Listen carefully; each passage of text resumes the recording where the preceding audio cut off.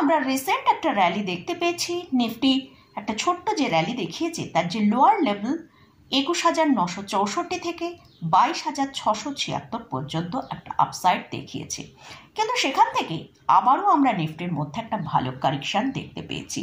Nifty এখন 22,397 কাছে trade করছে।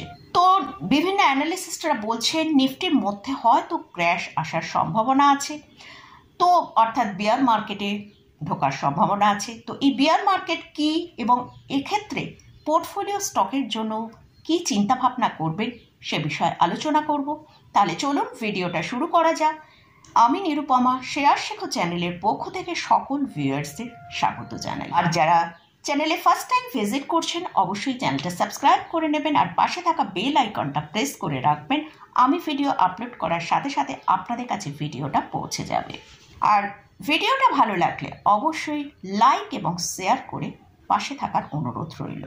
মার্কেটে এখন ভালো কারেকশন চলছে, আমাদের সকলের পোর্টফোলিও ভালো লস দেখতে পাচ্ছি। আপনাদের মতন আমারও পোর্টফোলিও বেশ কিছুটা লসের মধ্যেই চলছে। যেহেতু আমার পোর্টফোলিও বেশ কিছুটা পুরনো, তাই আমার পোর্টফোলিও যতটা প্রফিট ছিল সেই প্রফিট এখন অনেকটা নিচে চলে এসেছে। এছাড়াও আমার পোর্টফোলিও মিড ক্যাপ এবং স্মল ক্যাপ স্টক কম ছিল, সাথে আমার লার্জ ক্যাপ স্টকই বেশি হোল্ডিংয়ে আছে, তাই হয়তো লসটা আমার কিছুটা কম হচ্ছে। যদিও আমি মার্কেট যখন হায়ার লেভেলের কাছাকাছি ছিল সে জায়গায় আমি কিছুটা প্রফিট বুকিং আমার পোর্টফোলিও থেকে করে নিয়েছিলাম। এছাড়াও যেসব স্টক আমি লাস্ট 6 থেকে 8 মান্থ আগে আমার পোর্টফোলিও অ্যাড করেছি সেই সব স্টকের মধ্যে কিন্তু একটা ভালো কারেকশান এখন দেখতে পাচ্ছি। 15 থেকে 20% নিচে ট্রেড করছে।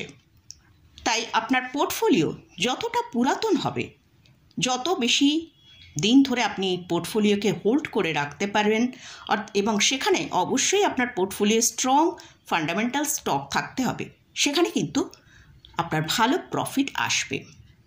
কারণ আমরা মার্কেটের মধ্যে লাস্ট 1.5 বছর ধরে কিন্তু একটা ভালো বুল রান দেখেছি।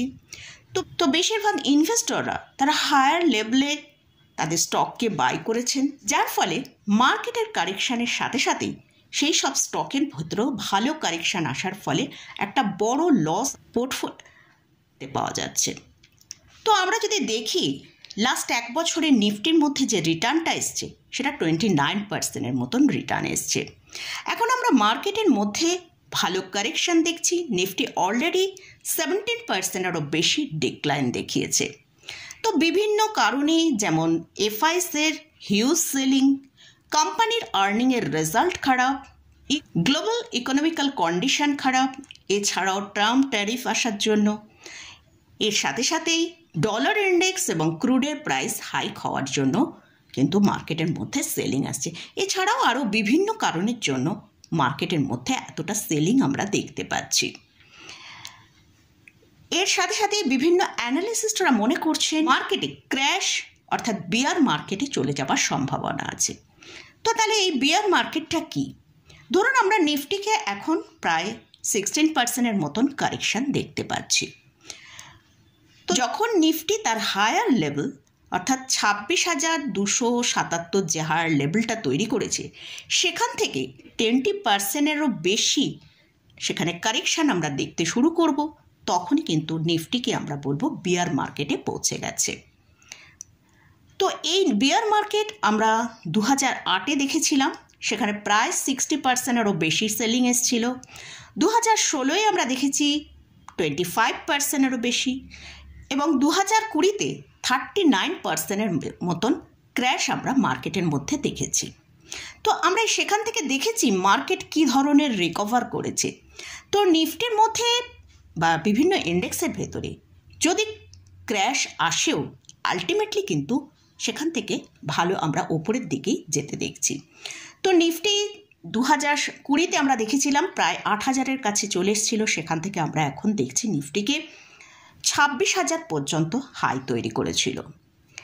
তো এছাড়াও আমরা যদি বাকি অন্যান্য সময় আমরা মার্কেটের মধ্যে একটা রানিং কারেকশান সবসময় দেখতে পাই। প্রত্যেক বছরেই আমরা দেখি যে মার্কেটের মধ্যে একটা কারেকশান আসেই। সেটা 10 to 18% একটা সেলিং মার্কেটের মধ্যে দেখতে পাই, যেটা হচ্ছে একটা রানিং কারেকশান। এটার মধ্যে এই কারেকশান কিন্তু খুবই ইম্পর্ট্যান্ট, কারণ মার্কেটে এই কারেকশানটা আসলে সেটা কিন্তু হেলদি হয়। মার্কেট যদি তার হায়ার লেভেল থেকে আবার কিছুটা নিচে এসে সেখান থেকে ওপরের দিকে বাউন্স করে, সেটা কিন্তু মার্কেটের পক্ষে হেলদি। মার্কেটের মধ্যে যখনই সেলিং আসে তখন কিন্তু বিভিন্ন নিউজ মার্কেটের মধ্যে আমরা আসে, সেখানে দেখতে পাই যে মার্কেট কেন এতটা কারেকশান হয়েছে, বিভিন্ন সেখানে কারণ খোঁজা হয়। কিন্তু আলটিমেটলি মেইন যে কারণটা, মার্কেটের ভ্যালুয়েশন তখন অনেক হাই হয়ে যায়, তার জন্যই কিন্তু মার্কেটের মধ্যে আমরা ভালো প্রফিট বুকিং দেখতে পাই। এফআইসরা লোয়ার লেভেল থেকে বাই করে এবং যখন দেখে মার্কেট অনেকটা হায়ার লেভেলে চলে যায়, সেখানে কিন্তু তারা তখন একটা ভালো প্রফিট বুকিং করে তাদের টাকাটাকে অন্য কোনো এমার্জিং মার্কেটে ইনভেস্ট করার জন্য চেষ্টা করে। যেসব এমার্জিং মার্কেট লো ভ্যালুয়েশনে ট্রেড করছে, যেমন আমরা রিসেন্ট দেখেছি চায়না মার্কেটে এফআইসরা ইনভেস্ট করেছে, তো সেরকম তারা বিভিন্ন লোয়ার লেভেলে যেসব এমার্জিং মার্কেট ট্রেড করছে সেখানে তারা ইনভেস্ট করার জন্য চিন্তাভাবনা করে। এছাড়াও আমরা যদি মিড ক্যাপ এবং স্মল ক্যাপ স্টকগুলোর ভেতরে প্রায় 40% থেকে 60%-এর মতন কারেকশান আমরা দেখতে পেয়েছি, তো সেখানেও ভালো প্রফিট বুকিং এসেছে এবং আমরা অলরেডি দেখতে পাচ্ছি মিড ক্যাপ এবং স্মল ক্যাপ ইন্ডেক্সও প্রায় বেয়ার মার্কেটের মধ্যে ঢুকে পড়েছে। আমরা মার্কেটের মধ্যে যখন কোনো ছোটোখাটো র্যালি আসে সেখানে আমরা দেখি যে মিড ক্যাপ এবং স্মল ক্যাপ ইন্ডেক্স হয়তো একদিন আপসাইড দেখালো, নেক্সট দিনেই কিন্তু সেখানে একটা ভালো প্রফিট বুকিং চলে আসে। এই কারেকশানগুলো কিন্তু আমাদের কাছে একটা ভালো অপরচুনিটি। এই কারেকশানগুলোকে আমাদের বাই অপরচুনিটি হিসেবে কাজে লাগাতে হবে, কারণ নিফটি অলরেডি তার হায়ার লেভেল থেকে 4000 পয়েন্টেরও বেশি কারেকশান দেখিয়েছে।